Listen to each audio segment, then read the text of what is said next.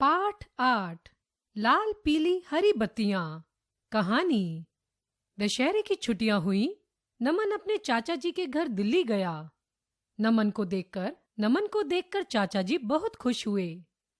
उस दिन नमन ने आराम किया। अगले दिन वह चाचा जी के साथ मोटरसाइकिल पर बैठकर बाजार गया।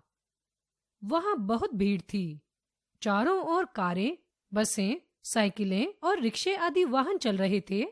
अचानक एक चौराहे पर आकर उसके चाचा जी ने मोटरसाइकिल रोक ली। नमन ने चाचा जी से रुकने का कारण पूछा तो चाचा जी ने उसे सामने की लाल बत्ती दिखाई। उन्होंने बताया, देखो, इस लाल बत्ती का संकेत है कि सब वाहन यहाँ रुकें। तुम देख रहे हो, आसपास वाहन रुके हुए हैं। दूसरी ओर सामने चौराहे पर हमारी दाईं और बाईं ओर से वाहन आ जा रहे हैं। कुछ ही देर में हरी बत्ती जलेगी, तब हम लोगों को आगे जाने का रास्ता मिलेगा। नमन ने पूछा, पर चाचा जी, इस तरह समय बर्बाद करने से क्या लाभ? चाचा जी ने कहा, नहीं नमन, इससे समय बर्बाद नहीं होता, बल्कि यह हमारी सुविधा के लिए है। दूसरे, इस तरह दुर्घटना से भी बचा जा सकता है। चाचा जी ने आगे यातायात की बत्तियों के विषय में भी समझाया।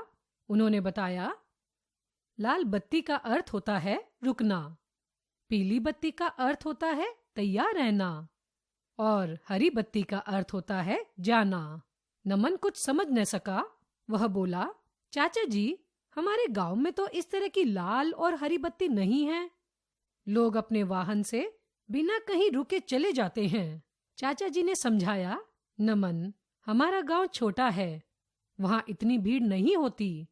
दिल्ली में बहुत से लोग मोटर गाड़ियों, स्कूटरों, मोटरसाइकिलों आदि का प्रयोग करते हैं, इसलिए यहाँ इस तरह की व्यवस्था जरूरी है। इसी बीच हरी बत्ती दिखाई दी। चाचा जी ने मोटरसाइकिल आगे बढ़ाई। दूसरे वाहन भी आगे बढ़े। अब दाएं बाएं सड़क पर वाहन रुक गए थे। यह देखकर नमन सारी स्थिति समझ गया। वह इस व्यवस्था की प्रशंसा करने लगा।